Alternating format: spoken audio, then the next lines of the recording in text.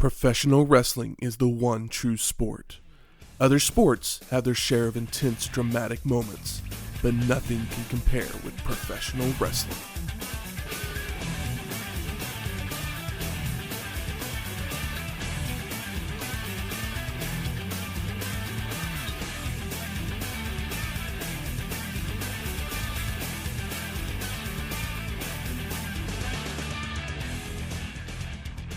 Welcome to Wrestling History X, where three friends come together to talk about the stories behind the matches. I'm Matt. I'm just here to burn one in the corner.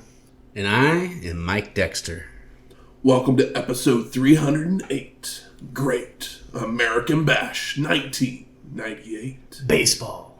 Hot dogs and apple pie. Tradition bites. The new American pastime. Shitting on baseball like that. In Baltimore. Wait till Cal Ripken gets a hold of you. How TBS has changed. He always shows up. We're looking at you, Hogan and Nash and Hall.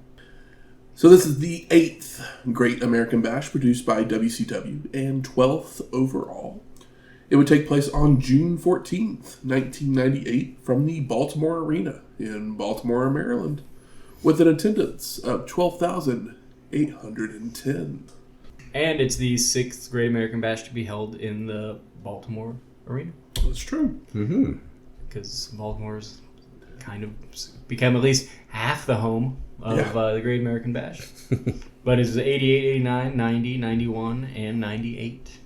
But we are in Baltimore, Maryland. Yeah, we are. So Shane, did you do what you do? I believe I did. Looking across the table here at your glass, I think perhaps... Oh, yeah. I did. This was made for Matt.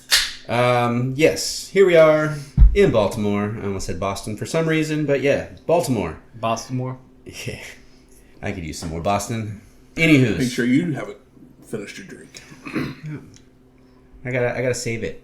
Sip it throughout. It's a WCW show. You might need it later. But yeah, we're in Baltimore. Back at the Baltimore Arena for Great American Bash. And I did what I do in the sense that I jumped on the old interwebs and tried to figure out, what do people in Baltimore eat? What do they drink? What's the signature sandwich? What are some popular restaurants that were created there, if any? And I came through a long list of stuff. Well, I never know where things originate from, so I always have a generic quote of popular restaurants that originated in X. Yeah.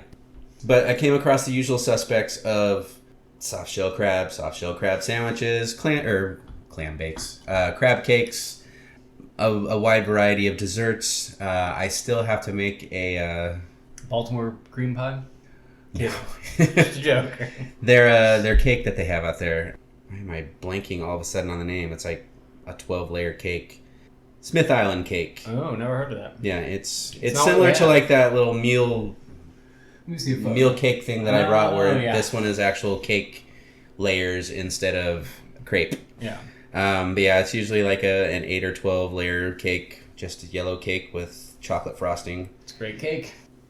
But I figured, no, we don't need a sweet. We had a sweet last week with the little bow ball thingies. And it's a WCW show, so what goes better with WCW than booze? I know. Not much. I mean, yeah. At one point, we felt that way about ECW. Yeah. But even they... It took Raven's Revenge to turn that around. Now, it took Raven moving to WCW to make WCW the alcohol spot. So I looked at popular cocktails in Baltimore, and the list that I came up with was... Let me find Is this called the Pink Flamingo? This is not. Okay, because I know John Waters is from Baltimore, so I got excited for a second. We found, a Maryland Mule, a Stubborn Mule, a Bloody Mary, Orange Crush, which I've done before. There is one called a Black Eyed Susan, which I couldn't remember if I had done before, but the ingredients are very similar to a lot of the drinks that I've done, so I thought it's very possible. I thought that was just when you hit your wife and take a sip out the bottle. Happy New Year! Sorry. Violence against women isn't funny. Nah. But I found one that's jumped out at me, and in the current world, we're dealing with a lot of hate and negativity and all this stuff, and this one just seemed like the perfect drink. This here is the love martini. Because what the world needs now is love, sweet love, or tart love, as this little drink has shown my taste buds. It does look exactly like that's the perfect name for it. It's very much it reminds me of the Raven's Revenge one that we had. That one had a tart cherry juice in it. This one has pure cranberry juice, but it is Malibu coconut rum. It has some peach schnapps and then unsweetened cranberry juice. Just 100% cranberry juice in there. Oh yeah, the schnapps and the shaken, poured over, or not poured over, but shaken and then poured into a chilled martini glass, and then just a couple slices of strawberry in there. They look kind of, heart-shaped in a way. Absolutely. But yeah, it's got a very refreshing taste to it. It's sweet and tart at the same time. It's beautiful in color. It looks like the Cosmos that you see everybody drink on TV with those deep colors to it, even though anytime I've tried to make a Cosmo in real life, it looks like watered-down cranberry juice. Yeah, no, this one's very, very red. Yes. And yeah, it's like, okay, well, the unsweetened 100% cranberry juice, like this is still very sweet, but it's not sickly sweet. Mm-mm. It's not a cranberry juice cocktail where you would have all that extra stuff in there. This is just sweetened by peach schnapps is very sweet. Yeah, the schnapps and the coconut Malibu rum, yeah. But no, this is and it doesn't really taste like coconut rum because Malibu can be a bit much. Yeah, to make these yourself, it's 2 ounces of Malibu, 1 ounce of peach schnapps, 2 ounces of the cranberry. Shake it, pour it, strawberry it. Yeah, it's not boozy at all. It tastes like an adult Capri Sun. Yes, and Matt finished his very, very quickly, so I'm happy with those results. So we know just how sweet it is. Pretty much. I saw cranberry juice and Malibu rum. All right, cool, yeah. So yeah, this is no bull shot, which I'll never stop referencing, Shane. No, hey, certain things you're introduced to for good and certain things you're introduced to for bad so that you can talk about them forever and ever. Yeah. The bull shot is maybe the only, awful cocktail we've had, right? But it was never supposed to be. I'm trying to think back. There's been a few other ones. Yeah. There's been some that have come close to knocking on the bull shot door, but I'm going to hold that one as the absolute best of the worst. Yeah, for sure. Or worst of the worst. Well, something that would happen right around the same time as Great American Bash, 98. A couple movies would hit theaters the same weekend. 2 I love dearly. Can't Hardly Wait. Love it. Yep. And Dirty Work. Absolutely love it. Can't Hardly Wait is a better movie, but Dirty Work is so charming. Yeah.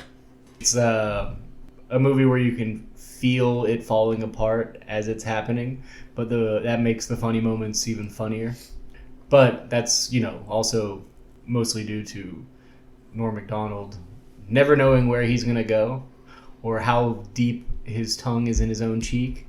But, yeah, if you've never seen it and you're a fan of 90s comedies, it is one that it's not Dumb and Dumber good, but the good stuff in Dirty Work, the funny stuff in Dirty Work is just as funny as anything. There are a few scenes in Dirty Work that are some of the best scenes of comedy ever made. Yeah, don't worry about the plot.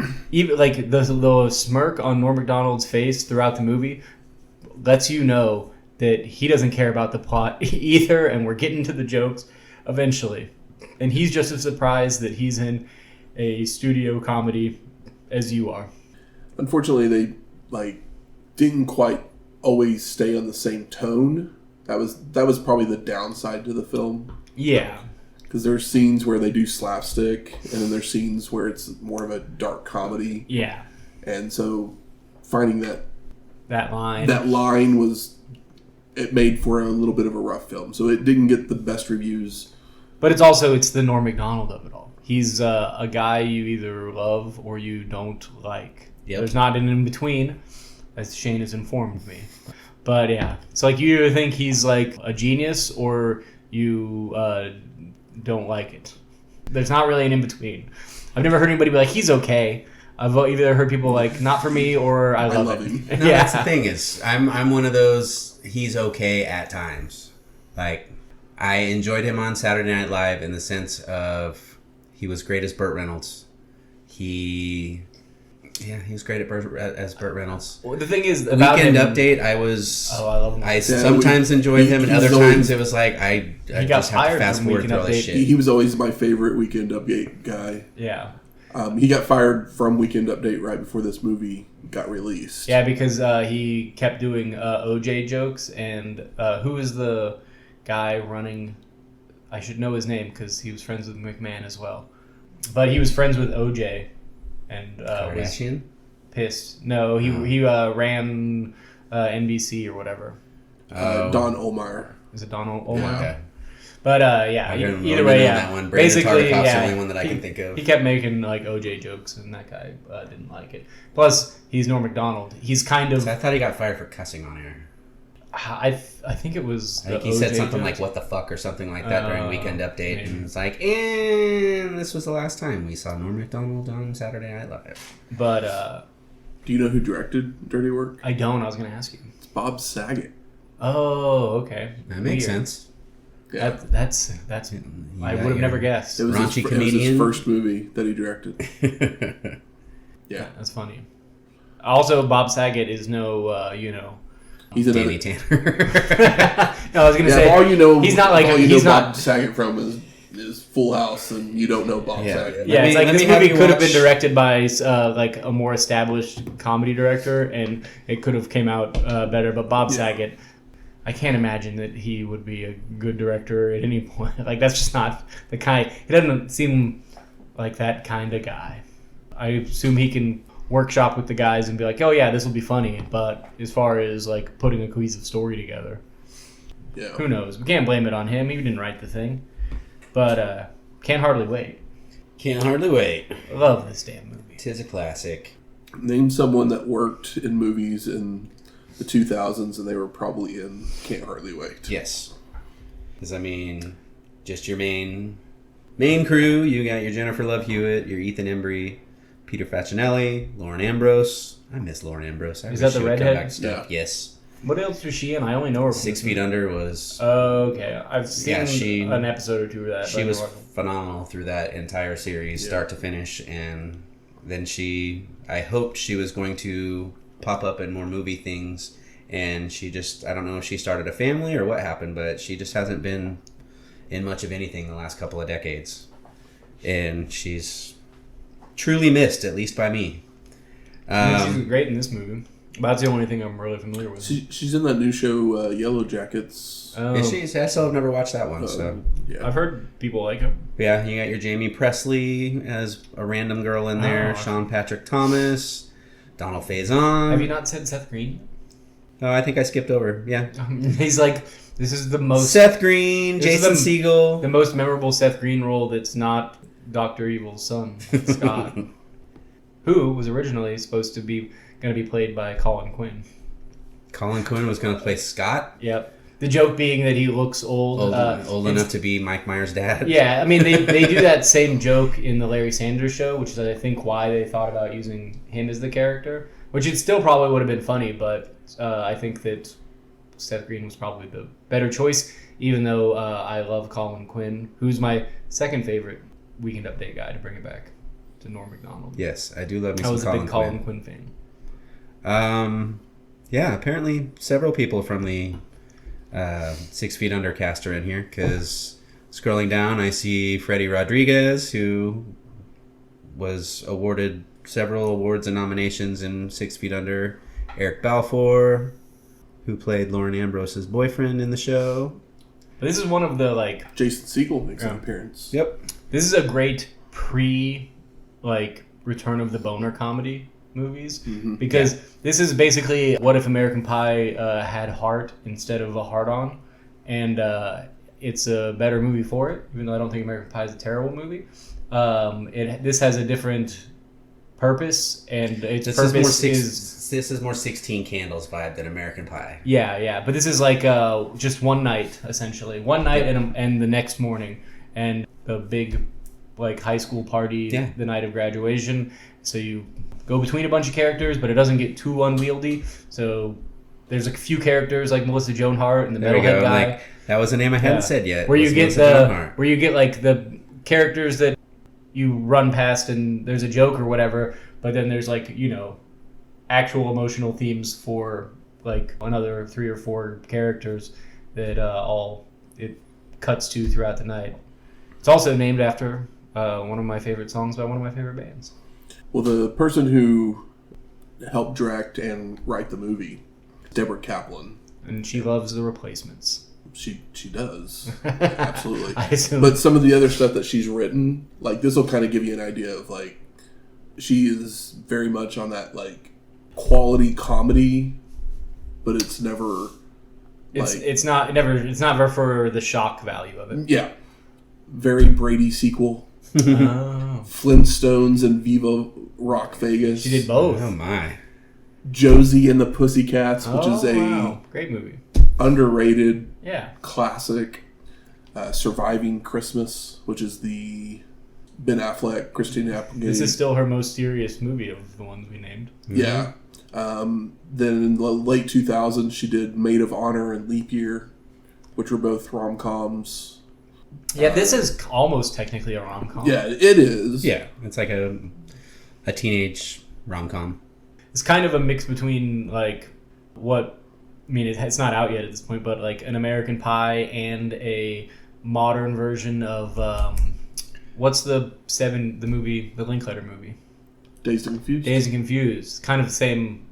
Yeah. It's more in tune with that as far as like it's funny, but it's still grounded in reality. Like in American Pie, if a character prematurely ejaculated, it would be made as a joke.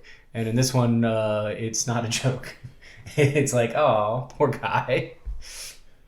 Okay, I was checking to see if the director, writer, because it's Deborah Kaplan and Harry Elfont. I didn't know if they were a couple because they both wrote and directed a lot of stuff together. Yeah, they were a team. Yeah. I just had to look to see if that was his wife or not, but no, it lists somebody else as his wife, so. I am seeing that there is possibly a Can't Hardly Wait musical. What? That might be happening. I don't know if it's in pre-production. Do they have money to license all the songs? Paradise Probably City not. and June 24th, Can't Hardly and the song can't. 2024? They probably have money to give Paul Westerberg for Can't Hardly Wait. You know what's really funny? There's a Creed song on that soundtrack. Just Really? letting you know that. Oh wow. This Creed was good back then. The Can't Hardly Wait replacement song. After the Replacements broke up, the bass player Tommy Stinson, he became the bass player for Guns N' Roses during the whole like 15-year Chinese democracy like era where they just like kept working on an album over and over again. So as somebody who's not a Guns N' Roses fan, my favorite thing about Guns N' Roses is that Tommy Stinson finally got paid because the Replacements never made any money because they just shot themselves in the foot their whole career. So I'm just thankful that Guns N' Roses had enough money to just like pay Tommy Stinson to like play the bass in the studio for a decade before in between getting their shit together enough to like play some shows every once in a while. Let's see, they definitely need a Barry Manilow song in the musical because Jenna Elfman has a cameo in there where she's talking about how she's a fan of Lowe. Oh, I don't remember that. This He's was a talking movie. about his love for Amanda, so Mandy is playing in the background. Yeah, this is a movie that I saw a lot on television as well. But it was one that's like, oh, if it's on, well, I'll just watch this again. Yeah, this was one I went and saw more than a couple times in the theaters because it's fun. it called out to me. Yeah. I was 20, almost 21 at the time here, so it was very much still a part of my generation. And everybody in the movie was also like between 20 and 25. Yep. Because most of them don't look like high school seniors. But if you haven't seen Can't Hardly Wait or Dirty Work, Double feature. Not a bad double feature. that would be a fun double feature, actually. I'll do it if you'll do it. Count me in. Okay. Count me in. Well, let's talk some Great American Bash. A video package begins with a distorted version of Stars and Stripes Forever playing, where we see scenes of confrontations between Piper, Savage, Hogan, and Bret, followed by clips of Sting, Giant, Chavo and Eddie Guerrero. Tony Schiavone then welcomes everyone to the show, joined by Mike Tenay and Bobby the Brain Heenan on commentary. They start talking about our main event, where arguably the 4 greatest wrestlers will be in a tag team match. Cool. We then go to Mean Gene, who recaps the issues between the Stinger and the Giant. That one man will hold both tag belts at the end of the evening. And we go back to Schiavone, who says the big man has already named the Disciple as his new partner if he wins. Cool. Cool. Right? Really cool stuff. But they have no clue who Sting would pick. They then discuss Chris Benoit and Booker T, even showing a replay of the controversial finish from Thursday night, where the Hitman had attacked Booker to help the Crippler win, only for Benoit to tell the ref what happened. And the 2 men would agree to redo the final tonight, with the winner to face Finlay later in the show. Benoit wants to do it right, moving out of his heel vibe to one more honorable. So we get our first match. Speaking of, Booker T versus Chris Benoit to be the number 1 contender for the WCW World Television Championship. And the story behind this match was that Booker had been named the number 1 contender, with the Crippler taking exception to it. So they agreed to a best of 7 series to determine the true number 1. and back in the day when Great American Bash was a touring thing, like the Jim Crockett era, they did a lot of best of 7s, right? So maybe some throwback to that idea for Great American Bash. I don't know. Benoit would take a 3-1 lead, but Booker would fight back to tie it up with the help of his brother, Stevie Ray. And before match number 7, Bret Hart would offer the Crippler a spot in NWO Hollywood, only to reject the offer after the Hitman interfered in his match. I hate Bret Hart being associated with NWO. Yep. So our match gets going with our competitors trading takedowns and mat holds to begin, until they shift into strikes and suplexes, when Benoit goes for a back suplex, only for Booker T to reverse in midair to land on top for a 2 count. And the Crippler fires back with chops and stomps before dropping Booker on the ropes, followed by working a bow and arrow stretch to wear his opponent down. And Booker T breaks free and catches Benoit with a power slam, before leaping off the ropes with a crossbody. But the Crippler avoids, allowing him to capitalize with more stomps, followed by taking Booker down with a crossface, only for them to be in the ropes. Booker T then rallies once again with an enziguri, a spine buster, a flapjack, and a spin-a-roonies up. And the crowd is hot. He heads to the top rope, but Benoit meets him there, forcing Booker to crotch himself and nail a superplex for a near fall. The Crippler then delivers a pair of rolling German suplexes, only for Booker T to block on the 3rd attempt. Damn. But Benoit with a standing switch into a dragon suplex for a 2 count. So sick. The Crippler continues with a short arm clothesline and a flying headbutt, only to be slow to make a cover to get a near fall. The crowd is hot. Both these guys are working their ass off. And my thought at this point is already, there's no way this isn't the best match on the show. Well, what the fuck are we doing here? Booker recovers with an inside cradle for a 2 count, before whipping his opponent to a corner, following in with a pair of Harlem sidekicks and a missile dropkick for the pin and the win. So Booker T will face Finlay later in the evening. I mean, incredible stuff.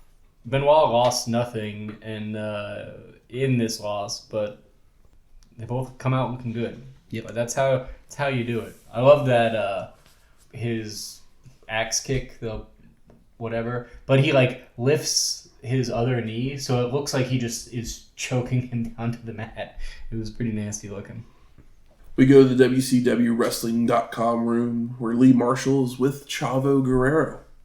And Chavo has Stockholm Syndrome now. Yeah, he's doing a pretty good job of being manic. Yep. He believes that Eddie knows what's best for him, that he deserves the pain and punishment. Lee tries to tell him that Eddie doesn't want to fight him, leading to the two arguing. Chavo. This is the Chavo that I fell for. We then go to our second match. Perry Saturn versus Kanyon. And the story behind this match was that Saturn agreed to take this match if Raven remembered that they were childhood friends. So no more ordering him around. But that didn't last long, leaving tension still between the former flock members. So this was supposed to be Raven versus Kanyon. Got Perry to take the match instead. Yeah. Don't you remember we were friends? It's like, yeah, he's just a dickhead. Get over it, Saturn. So after Perry makes his way to the ring, Mortis enters the arena. The former Kanyon. With everyone thinking it's Kanyon, as it was his previous gimmick. But instead, the real Chris emerges from the crowd to attack Saturn from behind. Kanyon with a swinging neckbreaker and an inverted electric chair drop for a 2 count. When Kidman would make his way out to help, only for Chris to fend him off. Perry would then retaliate with a hot shot and a slingshot splash, whipping his opponent to a corner who avoids a charge in, allowing Kanyon to deliver a second rope rocker dropper as the rest of the flock starts making their way out. And I do love that Saturn's matches with Goldberg have put him over even in a loss. Fans are cheering for Saturn, and we love to see it. Yep. The flock pulls Chris out to the floor, beating him down, followed by Saturn diving out onto everyone. And the ref ejects all of the flock from ringside as our competitors make their way back in, where Perry works over Kanyon with an ankle lock and a cattle mutilation. Saturn then crotches Chris on the ropes before hitting a springboard clothesline to knock Chris back to the floor, with Perry grabbing a chair to land a double jump dropkick and a triple jump moonsault for a near fall. It's getting wild. Who's he think he is, Sabu? Sabu with 30 pounds more muscle. Saturn telegraphs a back body drop, allowing Kanyon to rally with a Russian leg sweep, only for Perry to roll to the apron, where he goes for a sunset flip, but Chris catches him for a northern light suplex that gets a 2 count. Kanyon then misses a slingshot elbow drop, so Saturn nails a swinging neck breaker and works a chinlock to wear his opponent down. But Chris escapes with elbows, tries for a back suplex, with Perry countering in midair to land on top for a near fall. Saturn then runs into a hot shot across the ropes, before the two men trade inside cradles and backslides for 2 counts, followed by Kanyon hitting a leaping back elbow, a spinning flapjack, and a fireman's carry neckbreaker for a near fall. And Chris goes for his finisher, only for Perry to block and reverse into a half Nelson suplex for a 2 count, before Saturn attempts a Death Valley driver, which Kanyon blocks by holding onto the ropes, but he's still taken down by a knee strike. And we're moving through this, but the first match was 20 minutes. And this match has been going on, it's been very good, but been going on long enough for a few minutes before the Death Valley driver spot, fans are already starting to chant Goldberg. Yep. Because these matches, while they're great and I'm into them, are outstaying their welcome a bit, considering that it's this early into the card. Perry takes his opponent to the top rope, where they fight, with each crotching themselves and tumbling out to the floor. A pair of mortais then appear. And this is where it lost me. Yep. Helping each man back into the ring, followed by deciding to fight each other. And the pair of mortais is guys dressed like Mortis. Just in case that was a little confusing. While this happens, Saturn heads to the top to dive off, only for Kanyon to catch and drop Perry with a flatliner for the pin and the win. Mix of cheers, but followed by boos. They went a little long and got a little goofy. Post-match, one of the Mortai helps Chris to his feet, only to deliver an even flow DDT. Who could it be now? Before unmasking to reveal Raven. No. He then grabs a mic to berate Saturn, telling him he had one job and that he failed, followed by telling Perry he does nothing right. And Saturn just glares his friend down, so Raven backs off. When the flock returns to attack, only for Perry to fend them off with strikes and suplexes. And we get him, Saturn gets a pop for defending himself. Tony then sends it to footage from Thursday night, where we see Dean Malenko forfeit the Cruiserweight belt so we can have Chris Jericho in another match.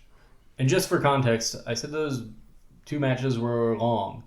For context, this is a pay-per-view, so if you're watching it on the network, it's like probably 2:45, 2:48. When this match ended, we were 49 minutes into the show. Just some context, because there's a theme on this show, and it's long matches. J.J. Dillon accepts Dean Malenko's request, making the match to the disagreement of Jericho, who begins whining, only to have his father walk down the ramp. You're an embarrassment. So we go to our third match. Chris Jericho. Now with bad facial hair. Versus Dean Malenko for the vacant WCW Cruiserweight Championship. And Jericho sucks chance immediately. Love to hear it. So the story behind this match was that Jericho called the events a slamboree, a conspiracy, demanding that Dillon overturn his loss, which JJ refused unless Chris could find legal precedents for such a decision. So Mr. Jericho went to Washington, ending up at the Library of Congress, Jesus Christ, where he found an NWA rule book, where on Chapter 11, Section 5, Codicil 8, it states a champion has to know the exact details of his opponent lined up before a defense. Therefore, because Dean was not actually entered into the Battle Royal, he had no chance to prepare against him. Now, Dillon and even Ted Turner sided with WCW's decision on the matter, but Malenko himself grew tired of Chris's constant whining and insulting of his father. So he would, as we just saw, forfeit the title to make this match. Basically, Chris wouldn't stop crying until he got his way. Nothing new. But come on, it's funny. That's a fun storyline. Yeah, it's fun. It's funny. Where's that storyline with Sting and Roddy Piper? It's a little too silly for them. That don't work for me, brother. It's a little too silly for them. I get that, but they also don't get to make decisions like that where it's like Chris Jericho can be like, "Hey, can I do this?" And they're like, "Whatever, dude. We don't care." Yeah, we're busy with the real guys over here. Yeah, and then not having stories, but then the top of the card guys are already worn down by the machine that has been just stepping on their neck, be it Piper or Sting, where it's like, all right, well, it doesn't matter what I have to say. But it's just actually going out there and actually doing something to no, it's great to actually have a storyline, and it makes sense. Dean is a no bullshit guy, and Chris is an all bullshit guy. So him being like, you know what, I've had enough of this. Fuck it, I'm not the champion. We'll just have the match. Just to shut your dumb ass up. That's typically why we talk such great things about those first 5 or 6 matches on most WCW shows, and then it all comes crashing down. Into an overbooked, nonsensical mess that wastes talent that we care about, while talent that we don't care about gets pushed forward into nothing beneficial for anyone. Yep. But themselves. Possibly being a tag partner for the Disciple. Yeah. Shit. So our 2 competitors charge at each other with clotheslines, followed by a back kick from Jericho, only for Dean to fire back with a German suplex and hammering away in a corner. Chris gets a boot up on a charge in by Malenko and goes for the Lion Tamer, but Dean twists immediately to escape and goes back on the offensive with strikes, suplexes, and holds. Malenko then sends Jericho to a corner for a flare flip, tricking Dean into thinking he hit his head on the ring post and falling into a tree of woe. It looks dumb and bad. It brings Malenko charging in with a baseball slide, only for Chris to move in time and leap out onto him with a slingshot Moscato. Now back in the ring, Jericho nails a vertical suplex for a cocky 2 count, before applying a sleeper to take his opponent down to his knees. But Dean escapes and reverses into a sleeper of his own, only to be dropped by a back suplex for a near fall. And Chris chokes Malenko on the ropes, slams him down, and looks to deliver a moonsault. But Dean moves in time, capitalizing on the mistake with a leg lariat, a victory roll, and a diving facebuster for a 2 count. Malenko then takes Jericho to the turnbuckles, where they fight atop them, as Chris blocks a super gutbuster, countering into a super Frankensteiner, leaving both men down on the mat. Jericho makes it to his feet first and goes for a powerbomb, only for Dean to fight his way free with rabbit punches to land on top for a near fall. But Chris powers out to reverse into a lion tamer that Malenko has to fight his way to the ropes for a break. I love the crowd cheering for Dean Malenko. Makes me feel like some people have brains. Jericho argues with the ref momentarily before returning to the punishment of Dean with chops and a sidewalk slam, followed by looking to lock on the lion tamer once more. And the two roll through reversals a couple of times when Malenko takes control to apply the cloverleaf, forcing Chris to crawl his way to the ropes. And the two with standing switches that leads to Jericho nailing a double underhook backbreaker before stomping away on his opponent in a corner. And Chris begins to goad Dean about his dead father. You're nothing, just like your dead father. Which just pisses Malenko off, who starts going crazy with strikes, throwing Jericho to the floor, where Dean throws him into a railing, tosses Pinzer out of his chair, and delivers weak shots to the back of Chris, making the ref call for the disqualification. Boo. Yo. Now the rules matter. That's wrestling. They only matter when they want them to. Post-match, the two men brawl down the aisle, with Malenko dragging Jericho by his hair, ramming him into the stage and then backstage. And the fight almost spills into the women's bathroom, but instead they make their way outside the arena, where Chris is thrown into a mailbox.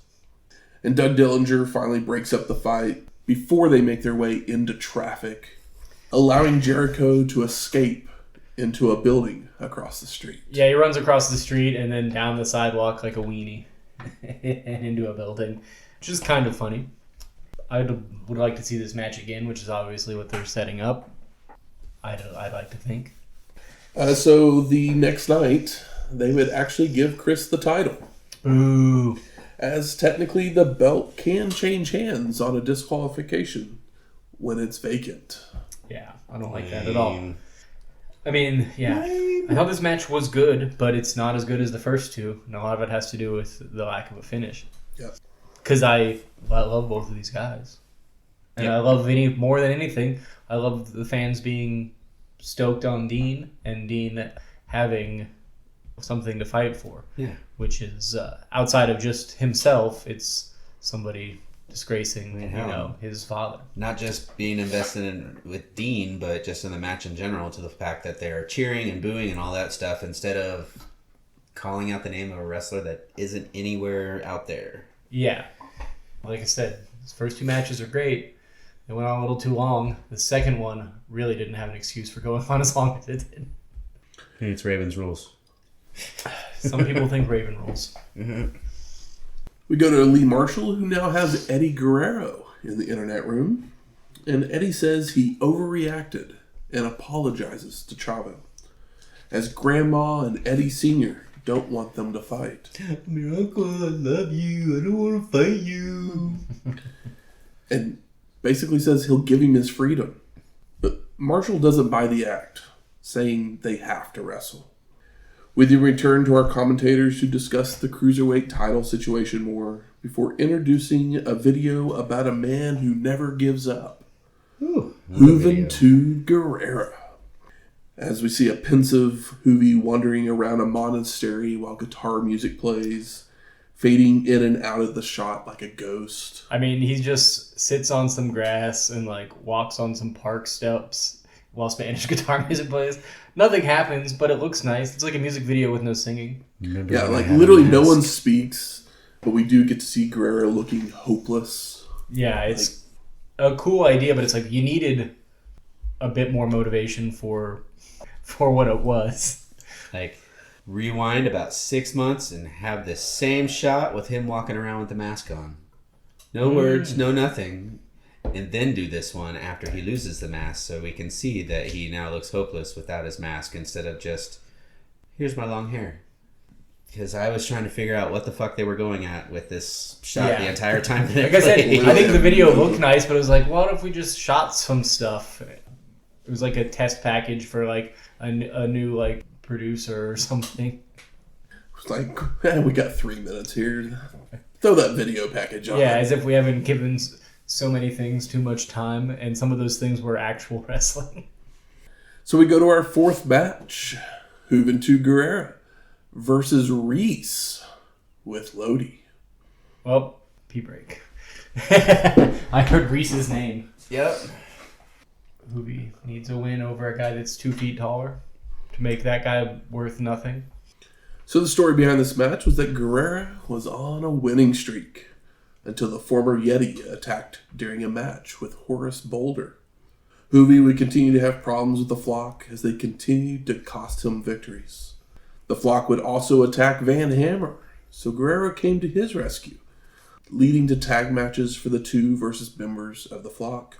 The Hoover 1, 2, 3 kid. So this match was set as Reese admired the heart of Juvi, but he had no chance against him. Hoovpak.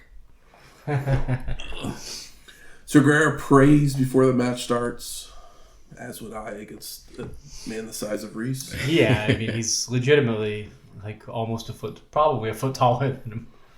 Followed by stick and moving to get a few shots in, until Reese begins to shove Juvi around, sending him out to the floor to regroup. And Guerrero lures the big man into chasing him, allowing Juvi to attack as Reese tries to re-enter the ring with a drop kick and a slingshot crossbody, only for the big man to catch and ram Guerrero into the ring post. Posted. Reese continues with a press slam of his opponent into the ring, but Juvi lands on his feet, daring the big man to get in the ring, only to just be shoved around some more. Guerrero with kicks to the knee before jumping on Reese's back, clawing at the face, choking him from behind, until the big man backs into a corner to escape, followed by a backbreaker, a heel toss, and a bear hug. Yeah, Well, that makes sense. I mean, he bealed him pretty far across the ring from one side to the other, but then he was like, well, what if we just embrace? Reese then goes for a choke slam, but Juvi blocks it with some big boots to the Yetis, only to run right into a big right hand and a suplex that leaves Guerrero down for a 9 count, which the big man asked for instead of making a cover. Huh. Reese then grabs a chair, but the ref stops him, which leads to an argument with Lodi.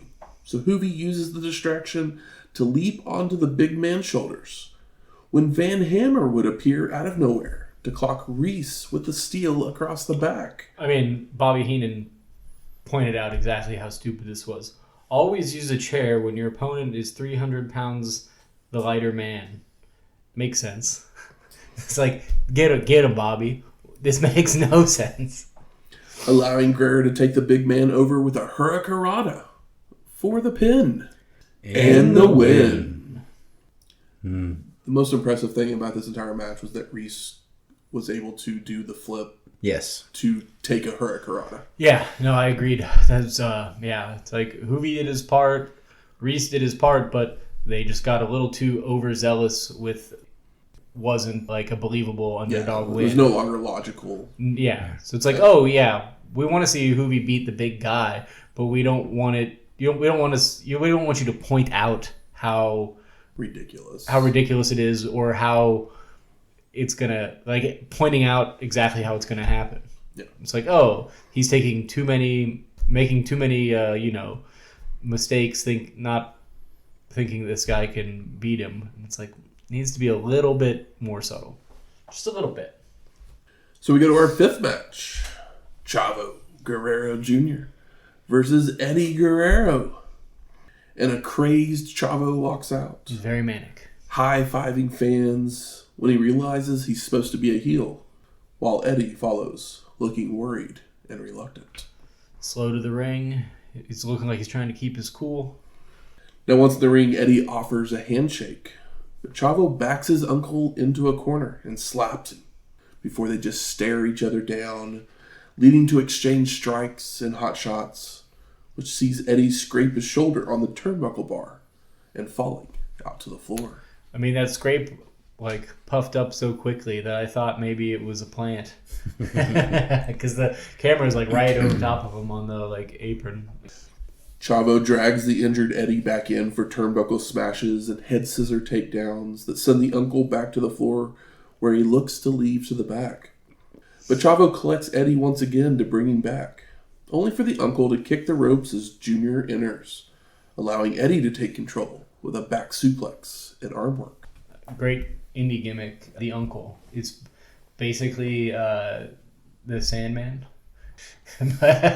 He just, drinks beer, doesn't dress well, comes out to a popular rock song that's like, at this point, 20 years too old. Yeah, the uncle. Paradise City by Guns N' Roses. Perfect. Chavo responds with an arm drag and a monkey flip. Can't hardly wait throwback there. I like it. But ends up being backdropped to the apron when he charges at Eddie, only for Junior to answer back with another turnbuckle smash. And Chavo heads up top, missing a somersault something as Eddie moves, but he does land on his feet, running to the opposite corner to leap off with a moonsault that takes the uncle down for a 2 count. Chavo then chokes Eddie on the ropes, followed by charging in, only for a low bridge that sends Junior tumbling to the floor. And Eddie rams his nephew into the steps before taking the fight back inside for a brainbuster and begins to taunt and slap Chavo. Only for Junior become Undertaker all of a sudden to grab the throat for choking. The ref has to pull Chavo off, while Eddie leads his nephew on a chase around and back into the ring to hide behind Mickey J, using the distraction to clip the knee and lock on a figure 4. Ooh. Eddie releases the hold to apply a gory special and a camel clutch before going to a Canadian backbreaker and an airplane spin. But Chavo just won't give up. I love the Tony Schiavone call where he's like, "Oh, a standing figure 4." And it's like, no, he just hasn't locked it on yet. So Bobby... figure 3. Bobby calls it the figure 3 and then points out the figure 4 when he locks it on. And I'm like, just go for his stupid throat, Bobby. Eddie charges at Junior on the ropes, only to be backdropped out to the floor, followed by Chavo flying out with a tope con hilo. Now back to the ring, Junior nails a springboard bulldog before climbing to the top, only for Eddie to hit the ropes, causing Chavo to fall off the turnbuckle. So the uncle heads up for a frog splash, but Junior moves in time. Chavo then goes for a tornado DDT, only for Eddie to counter by dumping his nephew over the ropes, but ends up being hot-shotted himself across the top, allowing Junior to springboard back in with a tornado DDT for the pin and the win. Good fun stuff. Yup. But they also went just a couple minutes long because about 2/3 into the match, the crowd started chanting, "We want head." And the crowd's been hot. That's what they were saying, okay. Yeah, the crowd's been hot for like all of the matches. It's just that all of the matches outstay their welcome in an arena this size, I think. So I think that there's like each match has had an angle, I think a pretty good one. Mm-hmm. And the fans are picking a favorite and booing and cheering, and they're loud. But each match, as soon as it goes like 2 minutes too long, they let it be known, and then the match still goes on for another 3 minutes. And it's like, all right, like I think it's great, but you just can't take advantage of people's attention span in an arena. No. Especially when wrestling is as hot as it is at the moment. And you're in Baltimore. It's a big wrestling town to an extent, but I mean, it's been a JCP and WCW hotbed for over a decade. So you're not playing to somebody that doesn't get to see wrestling or doesn't, have a strong wrestling fan base. Yeah, they're not just going to cheer everything.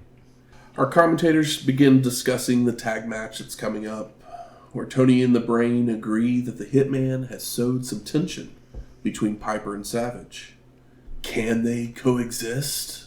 I know, I'm so scared. I'm like, the last two matches are going to be a fucking mess. This is what I'm screaming in my head right now. We then get a replay from Nitro, where Macho Man wasn't buying Roddy's sincerity, as Piper says he isn't selling anything, that he will tag with Savage, but Macho's ass is his afterwards, which leads to them brawling. Yeah, he isn't selling anything. Yeah, so Macho doesn't need to buy any of it. Yeah, I was just thinking of more of like, I guess Hogan sells, they're just never believable. Yeah. He sells Scratches. being a feckless wiener, and then becomes a world beater. So we go to our sixth match. Booker T versus Fit Finlay for the WCW World Television Championship.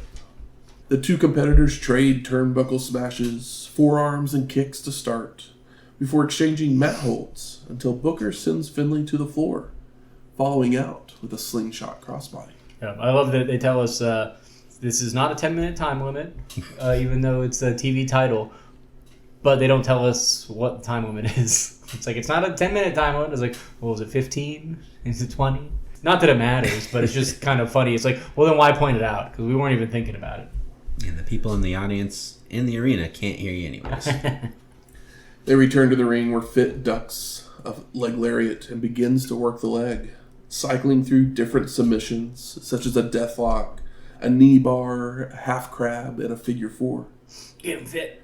Finlay slams the leg of Booker T across the apron, twisting it around the ropes, but Booker answers back with a desperation sunset flip for a 2 count. I mean, Finlay, he's fit in body and mind as he works the leg of Booker T, which is incredibly important if you've ever seen Booker T wrestle.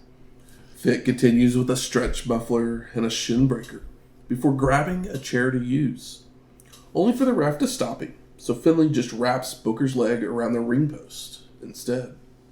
And Fit keeps up the attack with a pump splash to the leg, but then starts taunting and yelling at the crowd, allowing Booker T to fire up with a heel kick, a power slam, an axe kick, and spin-a-roonies up. But Finlay answers back with a lariat to slow the momentum and attempts a tombstone piledriver, which Booker reverses, only to drop Fit. So they do some roll-throughs for pin attempts that gets near falls. Finlay then sends Booker T to a corner, charging in after, but Booker moves and delivers an inverted tombstone for the pin and the win. Side note, don't watch Fit's head too closely on that pile driver. Mm-hmm. Oh, is he not hit? Or? No, he has it between way too low in the hole. Yeah, I mean, yeah. It's the angle isn't as devastating as some of the last week's brutal spots. It didn't make me cringe like last week. Yeah, but also it's just because, well, if the camera was on the other, 45 degrees, on the other side of the ring, we might have all vomited. Yeah. But Booker's thigh was kind of hiding it. But Booker T won, so... And new! Post-match, Stevie Ray comes out to celebrate with his brother. Well, hey there, stranger. We haven't seen him since World War III 97, episode 282. Tears out for Stephen Ray. Yeah! He was very excited. A couple things that I noticed is at one point there's a spot where Finlay does his version of a Vader bomb. Mm-hmm. But something happens in the crowd, so the fans are distracted and they're all looking at it, and then they do the na goodbye chant. Probably somebody got kicked out for starting a fight or something. And then as soon as they start paying attention to the match again, it's Fit wrapping Booker T's leg around the post or the bottom rope or whatever. So we get yet another boring chant, and it's if they just could have added one more match to this show and cut some of these matches down a little bit, we would have. Because when the crowd does that, I get mad at them, but I'm not there. If I'm enjoying it, I'm shut up, guys. We're getting a good wrestling match. But or have the last 5 matches of this show not go less than 10 minutes. I mean, that's the big problem that we're getting to. I'm building up to that, where it's like, oh, all the guys that are making money aren't going to work at all. That could be a problem when you have fucking like $8 million a year in the ring and goes fucking 25 minutes. Over 3 matches? Yeah. Insane. It's insane. Like, that's a problem, but all these guys have these guaranteed contracts. It's just such a shame because this is, so far, like, this is the best in-ring wrestling we've seen consistently on a WCW show, and I can't remember how long. And it is getting chastised just because all of these matches are 3 to 5 minutes longer than they need to be to accomplish the same thing. Back real fast. What do these have in common? The great wrestlers. Minus Reese. The last 4 matches take up a letters. total of 21 minutes in ring time. Oh, I know. In ring time. I got the notes, brother, because I was pissed at how good the wrestling was and how like much they forced everybody to go too long. Those guys know a lot of those guys know the sweet spot. Those matches should have been fucking 13, 16 minutes instead of all of them being like 20-minute matches. And everybody did a great job. Nobody got lazy. It didn't turn into like rest hold spots for like extended periods of time. Mm-hmm. Everybody's got their working boots on, but they were too much was asked from them. And I think they delivered. So we go to our 7th match.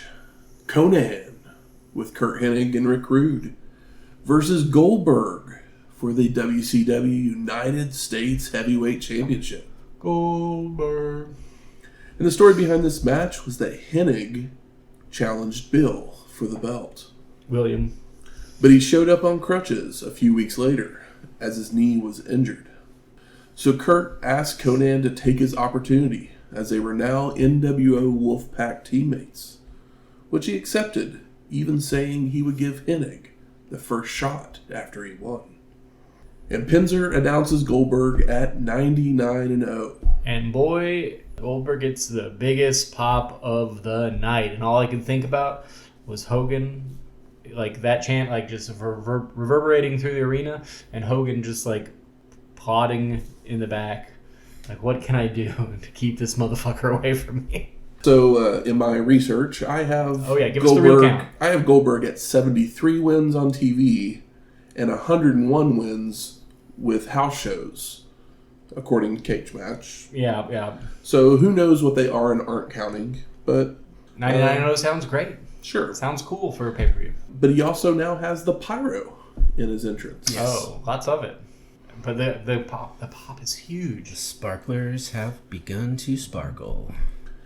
So Bill shoves K-Dog around to start, which sends him out to regroup on the floor, only to return to trade headlocks, which Goldberg counters into a rolling leg lock, forcing Konnan to reach the ropes. And K-Dog retaliates with right hands and a big boot on a corner charge, but Bill just shakes it off, nailing a spear and a jackhammer Goldberg. for the pin. And the win. Post-match, Goldberg celebrates before leaving to the back, while Curt and Rude help Konnan to the back, only for Hennig to then attack, beating down K-Dog with strikes. All of a sudden, Kevin Nash and Lex Luger arrive to clear the ring, seeing Curt rip off his Wolfpack shirt to reveal the black and white of NWO Hollywood. Maybe the funniest thing of the whole show. Being like, just, there's something so funny about, it's like, oh, NWO, what if like half of the roster was in the NWO? And it's like, well, now that there's 2 NWOs and they're fighting, and then for a guy to rip off an NWO shirt, that the only difference is one's red and one's white, for that to be a like turn is for like 2 heel factions fighting each other is so just like overbooked and like just so reductive. Like that, what is that doing for anybody?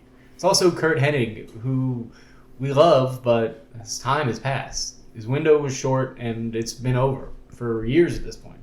So Heenan thinks Bischoff must have sent Hennig to be a mole in the Wolfpack, while Tony thinks he must have faked the knee injury, which isn't completely true, but real life, the injury always seemed to flare up when he was booked to lose.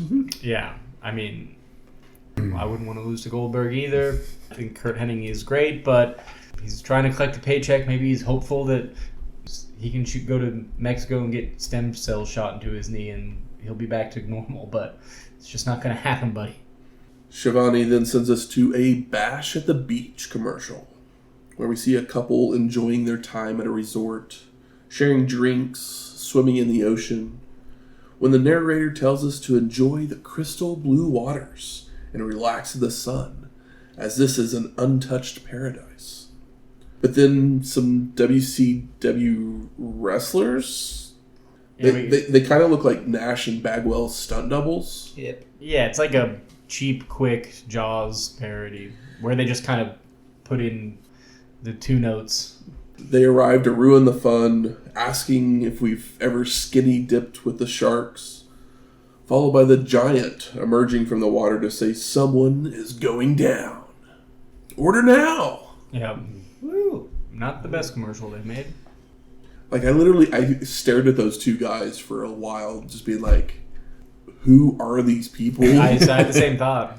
I was like, they used to do... They'll be debuting at the next paper. They used to do ads where, like, the dog-faced gremlin is flipping a cheeseburger in a backyard with other guys that are recognizable. They used to do vignettes where, like, Sting and British Bulldog are running down the beach to try and stop an explosive. Yeah, that was also stupid, but it was fun. Yes. And memorable, because I'll never forget that. So we go to our 8th match. Macho Man Randy Savage and Roddy Piper versus Hollywood Hogan and Bret the Hitman Hart. With the Disciple. That's right. Can't forget that. Just for context, before I even wrote down match 8 and the men enlisted in this, I wrote LOL at 28 minutes left. Yeah. Insane. Mm-hmm. It's fucking insane. So the story behind this match was that Piper reversed his decision from Slamboree after reviewing the tape. So the Hitman wanted to confront him about it, only for Hollywood to stop him, instead challenging the pair to this tag match. Savage would agree to it if Roddy would apologize, which happened, but Macho found it to be weak, so Savage states that he wants a piece of Piper. Bret and the NWO would stir the pot even more by claiming Roddy had colluded with them at Slamboree, while also revealing that Miss Elizabeth didn't follow Macho to the Wolfpack, instead hanging out with NW Hollywood, where she declared Bischoff the real Macho Man. Jesus Christ. I'd say you can't write this stuff, but they did. They did. But they did. They thought these were ideas that might be compelling. Mm-hmm. You know, sometimes I just love writing these just to see y'all's faces when I tell you them. I'm like, fuck. Because, you know, the commentary's not going to bother fucking telling us. No, they're definitely not. Yeah, Bobby's fucking out to lunch, but at least fucking cares about wrestling. And Tony Schiavone has fucking Schiavone has 28 minutes left, so let's just get through the shit. Tony Schiavone thinks everything is great and has a cupcake for a brain. So Michael Buffer does the announcements. So let's get ready for Legends United. United? I mean, you can't deny that 4 of these 5 men are legends, and at one point earned it. And 2 of them will always, I guess 3 of them will always be legends in my heart. And one of them will be a guy that Start opposite of Zeus and no holds barred. No, he'll be Hulk Hogan. And then number 5 will be just a guy that I forget his name until they tell me again. Because I'm like, oh yeah, what is? Sometimes he doesn't have a name. Yeah. I was like, what is that lackey's name again? And then like halfway through, Honky. Yeah, halfway through the show, they finally say Disciple. I'm like, oh yeah, what's his dumb name again? It's like, oh yeah, it's the Disciple.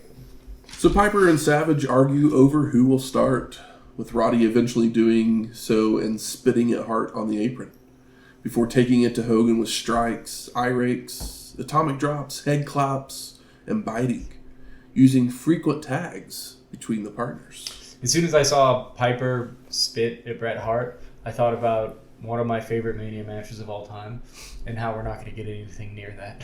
Nope. Piper fucking bleeding a gallon for Bret Hart. One of my all-time favorite matches because it doesn't look like any other wrestling match. Piper goes to run the ropes when the Disciple would nail him from the floor with the world title, allowing Hollywood to make a tag to the Hitman to take control of the match. And they use ref distractions for chokes and cheating, luring Macho in to create chaos as Bret delivers a Russian leg sweep and a second rope elbow drop, only for Roddy to respond with a desperation inside cradle for a 2 count. I did love that the surprise of Piper and Macho Man working as a team because they were teasing it really hard that they weren't going to get coexist. Yeah, and then they're like, we can't against fucking Hogan and Bret Hart. What the fuck else are we going to do? We've never been the top guy. Those guys have both been the top guy. The NWO keeps up with the ref distractions to prevent the other team from tagging, when Savage has just had enough, chasing Hogan away with a chair before slipping the chair onto Piper's stomach as Hart gives a headbutt to the gut, allowing Roddy to make the crawl for the hot tag. I mean, that's the spot of the match probably. That was good. Macho cleans house with right hands, runs Hollywood and the Hitman into each other before a back elbow to Hogan, making a cover, only for Bret to break it up. And Savage is held up by Hart with Hollywood going for a clothesline, but Macho moves in time, causing the Hitman to take the blow. Uh-oh. And Piper's back in to team up with Savage for a double noggin knocker of their opponents, followed by Macho heading up top, only for Roddy to be tossed into the ropes by Hogan, causing Savage to fall off into the ring, right onto his bad knee. Piper knocks Hollywood out to the floor and heads out to brawl with him, when the Disciple uses the title once more, allowing Hogan to wrap Macho's leg around the ring post. Double boo. And Bret has finally recovered to lock in the sharpshooter on Savage for the submission. And the win. Post-match, Roddy chases Hollywood and Hart away from the ring before checking on his partner, when Mean Gene would arrive for an interview, asking, how could you still have a match with Macho? We don't have time for this right now, Gene. But Piper ignores the question, helping Savage to his feet, only for Macho to deck Roddy. So we get our 9th match of Macho Man Randy Savage versus Roddy Piper. And Savage with chokes and right hands, followed by heading to the top for a flying elbow, only to hurt his leg even more, causing for a slow cover to get a 2 count. And Macho argues with the ref and knocks him out, allowing Roddy to retaliate with a low blow, right hands, and apply a figure 4 for the submission and the win, as another ref arrives to call for the bell. Nick Patrick takes the belated ref bump, and Mickey J runs down to make the call. And this is the last time we'll see Savage for about a year as he goes off to have knee surgery. Yeah, you know that a guy like Savage is going to push it as far as he can until he has to get the surgery, because he's old school, and also, if you know anything about Randy Savage, he's a maniac. Yep. he's a macho maniac. Yeah, he doesn't want to be he doesn't want to take any breaks. He's afraid everybody will forget him. So we go to our 10th match, the Giant versus Sting for the WCW World Tag Team Championships. I want to point out, I hate that Sting is an NWO member. Mm-hmm. He's got the red face paint, but Sting walks down to the ring and he doesn't have boo-boo job face. He looks excited to have a wrestling match for the first time in a year. Hey, you know what? Sting is actually in the main event. Yeah, but he's in the main event against somebody that maybe they'll let him go over. Mm-hmm. It's not Hogan and like taking concessions for having a match. The Giant might be limited, but how much say does he have? So the story behind this match was that the big man wanted a decision from the Stinger, only to be spat in his face. So the Giant attacked Sting. Lex Luger would defend his friend, only to be attacked by NWO Hollywood. So the next week, when the big man attacked Kevin Nash, Luger was one of the first to defend him, leading to an invite and acceptance into the Wolfpack. Jeez. Lex would then ask the Stinger to join, saying it wasn't about betraying WCW. There were bigger things happening. Now, Bret Hart would also offer Sting a spot in NWO Hollywood, and it seemed that he accepted, as he arrived wearing the black and white during a Nitro, only for the Stinger to attack Hogan and the Giant, ripping his shirt off to reveal the red and black. Sorry, Now, Curt. Sting did it first, and he's more popular than you. So since Sting abandoned him, the big man would replace him with Bryan Adams to defend the tag belts. Cool. Hey, cool, guys. That's really cool. Crushed. But J.J. Dillon was having none of that, vacating the titles and putting them on the line in a match between the two. That's so dumb. So Michael Buffer does the announcements for this one as well. So let's get ready to have some new face paint, as you mentioned. I know. Sting comes out with lots of love, but it's weaker than when he was a lone wolf. The crowd cheers, but it's not the cheers of Sting. What will he do? Who will he side with? Is he just the Punisher? Is he just Frank Castle? Like, is he just the Crow? He's part of a group now. And that's like Stone Cold joining DX, where it's like, we still love the guy, but like, that's not the thing we loved about him. Yeah. And the thing we've loved about Sting for a year plus is that he's a man alone by choice. So it really was glaring. But hey, he came out of the ring looking like he was excited to have a match. So good for him. So the Giant comes to the ring smoking a cigarette, followed by blowing smoke in the Stinger's face. I could not love him just smoking a cigarette on the way to the ring more. It is so funny. So Sting just slaps the big man in retaliation. Of course he should. And Giant charges in to attack, only for Sting to move in time, causing the big man to land on the turnbuckles, allowing the Stinger to kick away before delivering a Stinger splash. Can you imagine being that large and then like smoking a cigarette down like on your way to the ring as if you're not going to be blown up in 3 minutes anyway? It's like, oh, well, now it's a minute and a half. Sting goes for a second one, but he ends up running into a big boot, with the Giant taking control by shoving his opponent around and chopping away in a corner. Sting's sent to the ropes, where he ducks a clothesline and goes for a crossbody, only for the big man to just absorb the blow, drop an elbow, and press slam the Stinger into a corner, followed by a bear hug. But the fans are rallying for Sting. Sting breaks it with head claps and biting before hitting a basement dropkick to knock the Giant down, allowing him to hit multiple Stinger splashes and a body slam. My God. But he's almost 500 pounds. I mean, the crowd loved it. Sting applies the Scorpion Deathlock, but the big man powers out. So Stinger then nails a Scorpion Death Drop for the pin.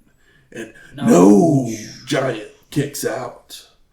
And Sting gets caught by the throat, but he blocks and delivers another Scorpion Death Drop for the pin. And no, Giant kicks out again. The big man with headbutts to knock the Stinger into a corner, but he charges into a big boot, allowing Sting to hit a second rope Scorpion Death Drop for the pin and the win. You got to keep the Giant safe. And new. Post-match, the Stinger celebrates with the belts as the commentators wonder who will be his partner before Tony says his goodbyes. We then get the Bash at the Beach commercial again, followed by fading to black. I love that Sting wins the tag titles which they talked about at the start of the show, but not during the match. Or like at the end of it. It's like, oh, Sting beat the Giant, but it's like, and they're like, oh yeah, but he'll pick a tag partner tomorrow on Nitro. Who you think who you think that tag partner will be? I don't fucking know. But I would like to think it should be Lex. Incorrect. Oh, It'll be going for the Kevin disciple? Nash. Okay. I guess. I mean, yeah. Sure. Because they have history. That like his Kevin Nash is only the guy that cost him the world title just like 2 months ago. Yeah. It's not his friend who he's had an on and off like will they won't they relationship for fucking like 3 years. Let's just bring Rude back over. He can be a champion. He didn't have to fight. He didn't have to fight to win the match in the first place. He can just stand in the corner. Yeah.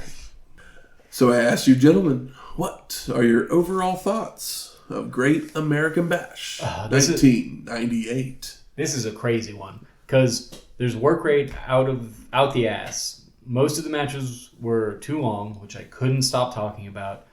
And somehow I think that the quote-unquote triple main event, even though they rushed through it, especially the tag match with your 4 legends, it must have been put together by Macho and Bret Hart because it made sense, and I think that it worked pretty well.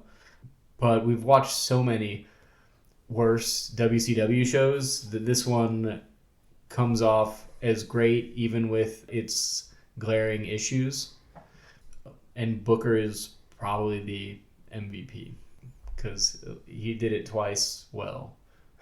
So many good matches, but they all go too long. Yeah. Except for the ones that I'm gonna say, going off of what you really go very long. What you said, it was definitely an American Bash, but I don't know if I'm gonna label it as great because I think it started off good, but then the more it went, the more it shouldn't because they went, as we've mentioned many times, it went too long in several of the matches, and then it got to the end, and then it was just like, well, here we are. Let's be done. For the things that at the end of the show that I don't care about, I think that they were worked well enough that by the time we got there, I was surprised that it wasn't as big of a shit show as I'm used to. And see, my thought is the main event makes absolutely no fucking sense because of course not. You can't just pick Bryan Adams to be your tag team partner, but if you win this match, you can pick whoever you want to be your tag team partner. Okay? Just have a damn tournament. We just got done with the best of 7, so it means you're due for a tournament to pick right up. I think it was time that they needed to do something nice for Sting. So they're like, you can have a singles match, I guess. Yes, they're going to take him away from him the day after because we thought about it now, and Kevin didn't actually win that match. So maybe we need to have you and Kevin face the Giant and Bryan Adams, and then we can have an actual winner of the match, which, that kind of would have made sense instead of doing this stupid I can't bring 4-minute match. I can't bring logic into the top of the card at WCW anymore because my brain can't handle it. But I think everything below that had decent to great logic story-wise. And the biggest issue was that everybody was forced to go a little too long. But my bar for a WCW show is so low that a good to really good show, or a show that actually has like multiple quality capital W wrestling matches on it, I walk away pleased as punch because I can't imagine that the next one is going to be more to my taste than this was. So I think this is a good show, but there's lots of buts here. Not perhaps a big one pay-per-view quality show. Nope. This would make a great Clash of Champions. There's a little bit too much filler in places. Yeah, that's literally what I thought. Whatever, I was just like, they still had Clash of Champions. This would be a great Clash of Champions show. Also pointing out, you said filler.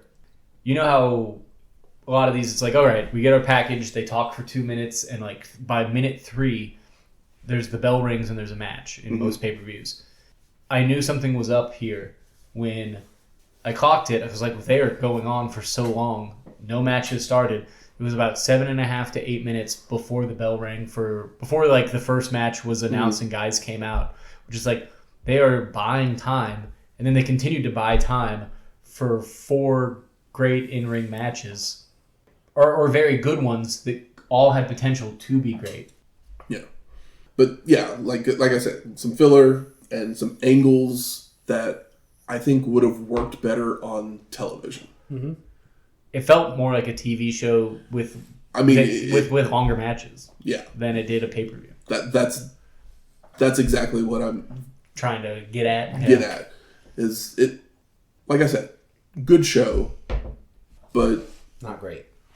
It could have been a spectacular episode of Nitro. Like, I would have loved this if it was on Nitro. Yeah, but the matches would still have to be a little shorter. But there's the first 4, I'm like, this is what I want. But just all of them, 3 to 5 minutes shaved down. But we need all those matches to be a little bit shorter. If they were on TV, technically they'd be 4 minutes long instead of 10 minutes long. Yeah, that's the Clash, I guess, thing. But the Clash, it's you're going to cut out you're going to cut out at least one of the good matches, and then Hoovy and Reese. Fine, you can cut that. I see it as them. You cut out Perry, Saturn, and Kanyon, and you cut out the Hoovy Reese match, and you have a tight 7 matches. Yep. And they would all be good, and you'd have to cut a couple minutes off of the matches that could have been great or even all-time matches for those guys against each other. But like I said, my bar for WCW is so low that if they give me anything that I like, that's why I say it's a good show. Yeah. It's a good show. Yeah. Even the crowd. It's just not. The crowd was hot the whole night, and they knew when they outstayed their welcome, and they let us know. Honest crowd. Good. Where's the smart marks at? There. All right. Fuck you. I think it's time we smark it up. So, what are some of the best moments of this show? Honestly, loved the chair in the tag match, the Legends tag match, where he slides the chair. That is probably the best spot of the show. And I think that for how short that was, that match was plotted perfectly for the time limit they gave themselves. And I don't think Hogan had anything to do with it. And I almost thought Hogan was going to take a bump, but it was just an atomic drop. Chavo's Stockholm Syndrome. Yeah. And his interview was perfect. It was time for him to ramp it up character-wise because he's just kind of been this lame duck, and it was beginning to not be lovable or likable even for that matter. But now Jericho's shit heel antics and Dean Malenko's fuck you, I'm not taking this shit anymore. Yeah. I think Jericho went about 15% a little too hard, but he is an overactor at heart. Yeah. But Dean it's one of the things that sets him apart, so I'm not too mad about it. Dean could have gone that 15% extra with those chair swings, though. Yeah, the chair swings were pretty disappointing. Now, I said Perry, Saturn, and Kanyon could have been cut from this show, but Kanyon did have some very interesting offense. Mm-hmm. Yeah, it was a breath of fresh air. It's just the beginning and the end of the match that kind of take it down a notch. Yeah, basically anything that has to do with the flock. And him doubling down on them. Remember Mortis, guys? And it's no, past that. Let him be his own man. Yeah. I will say that Kanyon has a better working punch than anybody that's employed by any company today. Because it's one of the things that bothers me the most is bad strikes in wrestling. And I haven't seen one as good as what Kanyon does in this match on this show in who knows how long as far as modern day wrestling goes. Benoit, Booker T. Is it the best match on the show? I think Jericho Malenko is probably my... Yeah, I'm torn on those. Chavo and Eddie and Chavo. Yeah, those are the 3 matches. I think that you can't pick one that's not those 3 if you like in-ring wrestling, but I don't think that any of them are a wrong favorite. As long as you're not picking any of the other matches, any one of those can be a favorite. And I'll be yeah, I can see why you might like that one more than the other one, because they're all of extreme quality. How about most disappointing? I already said the Dean's chair shot. I'm going to give you one that you might... that you're probably going to disagree with completely. Oh, let's hear it. But I think Benoit should have won instead of Booker T. Because Booker T already had the belt. And then they went into this best of 7 thing with Benoit. Yeah. And then Booker T just got the belt back. Yeah. It's literally just been like, we're going to take the belt off of you so we can do this little side quest just to put the belt back on you. I don't think that Benoit lost a whole bunch. I mean, I don't think so either. But I don't think that he gained as much as he could have if he won. I don't think anybody would have been mad if Benoit won, and I don't think anybody would have been mad if Booker T lost, because both of these guys are putting on a clinic in the ring, and the crowd is respectful of both, and neither of them are working like too hard in any direction as a heel. It seems more like a who's going to get the best of who tonight, which makes sense considering it's a best of 7. And the way that they worked it up, where they were like, you know what, like that wasn't fair. Let's finish this off on the pay-per-view. Yeah. And see, I'm trying to remember, which gives it a good excuse for having its length, but then it's the fact that there's 2 or 3 matches after that are forced to go too long. I'm trying to remember if this is the end for Booker and Benoit. Benoit goes like into a Bret Hart program next. Yeah, they stay away from each other for a little while. Yeah, it would be. Yeah, they kind of have to. That's one of the reasons that like Benoit winning might be nice. But Booker T is more over.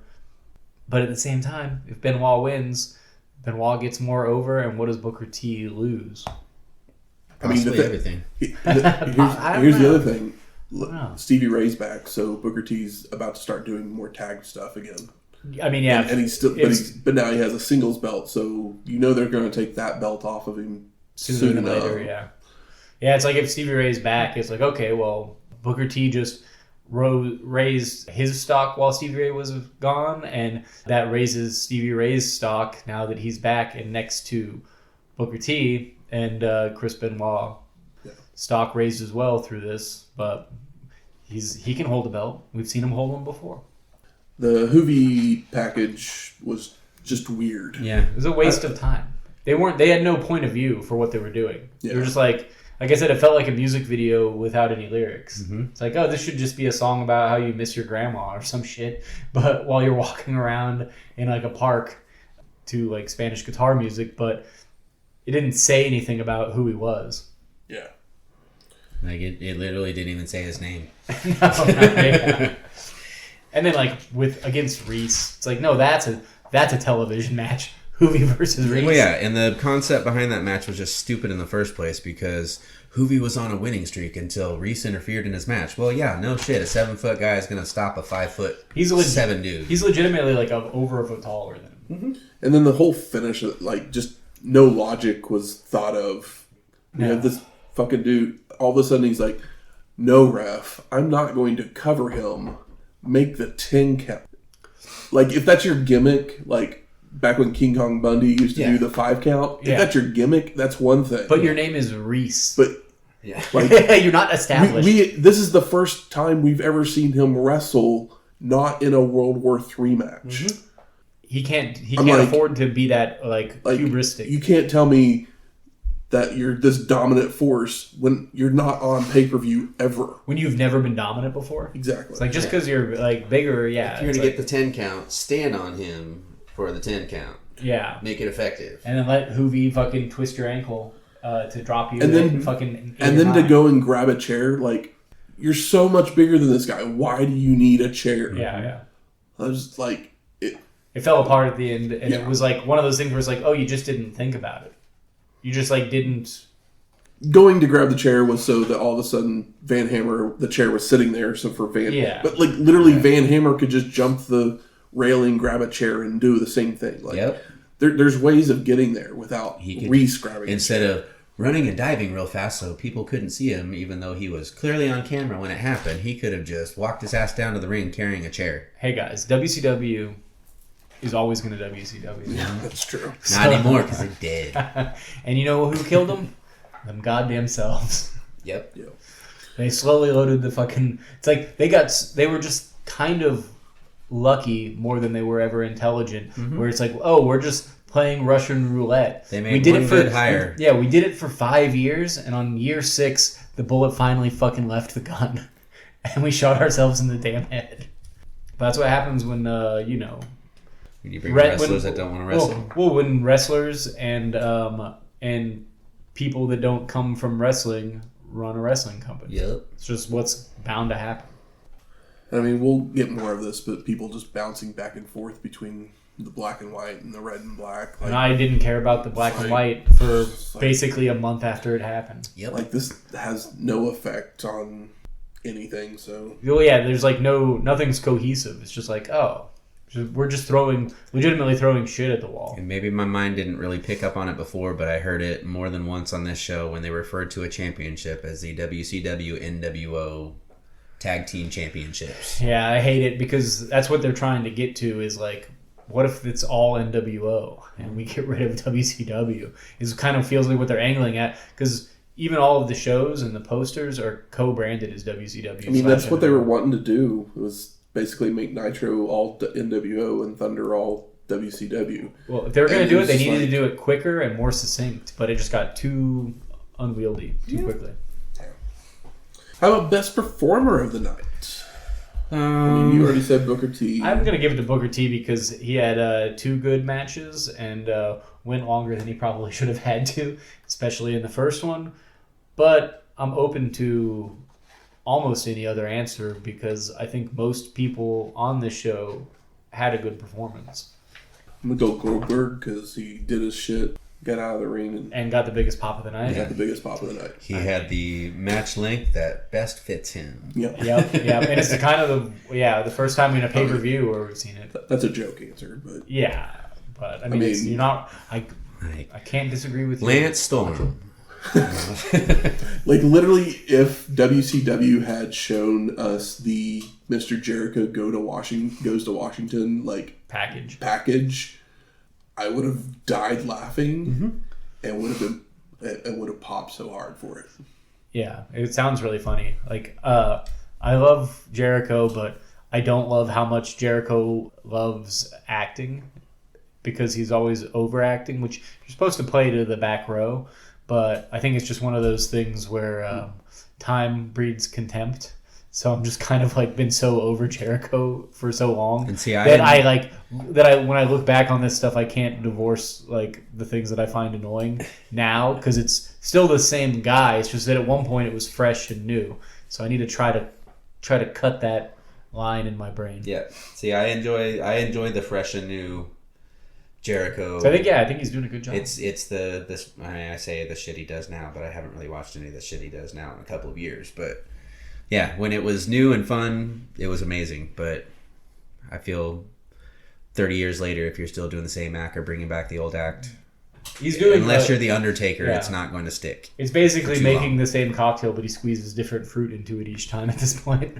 He's like, all right, tonight's an orange. Tomorrow we're gonna put a brandied cherry in there. Maybe next week we'll put it in a blender with ice. Right. We'll throw some cranberry juice and slice some strawberries in it. Absolutely. And how about most surprising? Chavo beating Getty. I mean, yeah. I mean, it needed to happen, but I just wasn't expecting it quite yet. I'm torn between the final 3 matches being 20 minutes long total and Chris Jericho taking it to the level that he took it. I will say that my biggest surprise is that the Legends Tag Team match I thought was plotted well when I expected a shit show that I didn't care about. And instead, I think that they used the little amount of time they had well to have what resembled a wrestling match. And I expected it to be some Hogan bullshit. But Hogan kind of backed off and let the 3 guys that know how to put a match together. And that's why it worked. But I expected that not to happen.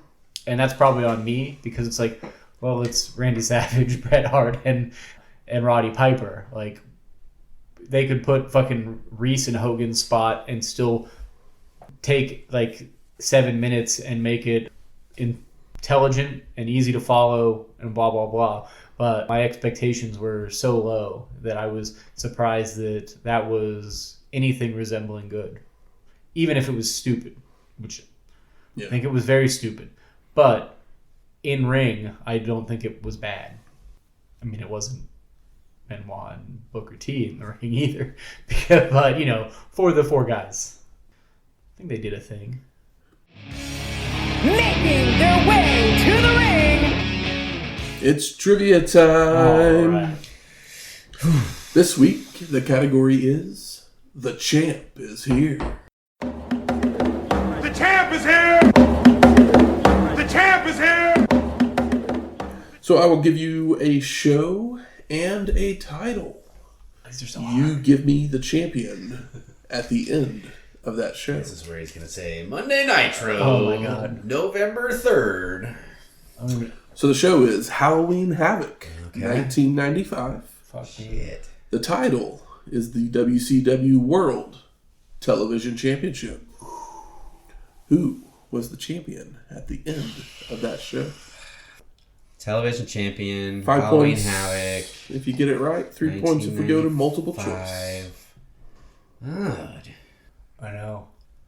I'm doing backwards math too, and I'm like, shit. I'm torn between 2, but I don't know which 2 or which of the 2 I want to say. We can go to multiple choice. We can, but my luck is he's going to say the 2 that's in my head, and I'm going to be in the same spot. I'm having a hard time wrapping my mind around I'm just going who could be. pull the trigger and say, I love it when you pull the trigger. Johnny B. Bad. That is correct. Beautiful stuff, Ha! Shane. Incredible. You earned it. I was torn between Johnny and Regal. Great. That was wonderful. Johnny I was only going to give you one of those. didn't even pop in my head. So Johnny B. Bad actually defeated DDP at Okay. Havoc for the belt. You remember that? That was fun. That was a good time. Where's DDP been? They opened Is he the match. injured? We haven't seen him in a while, and he was so over. I mean, DDP, Luger, and Nash all didn't have matches on this card. But I'm just thinking about how over DDP's been, and it's like it seems like we haven't seen him in a bit, and now Goldberg is the hottest thing in the company, and it's like, fucking, we couldn't just keep pushing the like lovable underdog babyface. You got to let him build up a little bit more. Yeah, I know. He'll get there. But yeah, who are your multiple choice out of curiosity? If you have true. pulled up. I just DDP, Johnny B. Bad, Lex Luger, and the Renegade. Okay, yeah. Johnny B. Bad or DDP would have been my guess if we went there, but I had a hard time. I would have not even thought about Johnny, and I like Johnny. Yeah, Johnny was the first one that popped in my head. I Yeah. thought about DDP at one point, but there was like, wait, Regal was there, wasn't he? Maybe it was still him. I don't remember when he left. But actually, I think in Oh, yeah. 95 he was blue-blooding it. But those two guys, they like basically only fought each other in 1995. Yeah, they were the curtain jerkers for Yep. quite a while there. Yeah, they had a best of 7 for 7 months of the fucking year. How great it was. Yeah, it was fun. It was so good. DDP shitting on Kimberly. Fun time. Next week, King of the Ring, 1998. We're already back to the King of the Ring. That year went fast. So music from this week's show is Get a Grip by Brian White and Ross Hardy. And Sting won our main event. And he's using the Wolfpack theme by Jimmy Hart. Gross. Look at us. Yeah. Cool. And if you like this episode or any of our other ones, please go out there, rate and review us on iTunes, Spotify, YouTube, or wherever you find your podcasts at. If you're doing the YouTube thing, make sure you like, subscribe, hit that bell for notifications. That's right. Share. Tell a friend. All those things. And if you have any questions, comments, concerns, Where are we going next? We're going to Pittsburgh. So back to Pennsylvania. Yeah, Pittsburgh, a town you never think about, even though it is a city. So if you got any ideas, It's a city, but you're just like, oh, okay, well. maybe they've got like Pitts beef in Pittsburgh or something. But yeah, give me some ideas for Pittsburgh. I mean, I know we've done a lot of Pennsylvania, but it's not very often that we don't do it as often for WCW. So, or wait, no, I mean WWF, because it's King of the Ring next. But yeah, give me some ideas. Slide into our DMs. Give us a shout out. All that jazz. that's right. You can send any of those things to our email at wrestlinghistoryx@gmail.com. Or like Sam, he tweets at us quite a bit. Yeah, he does. We love us some Sam. That's right. You can hit us up on X at WrestlingHistoX. That's Wrestling HISTO X. We'll talk to you next week. Twitter was better. Laters.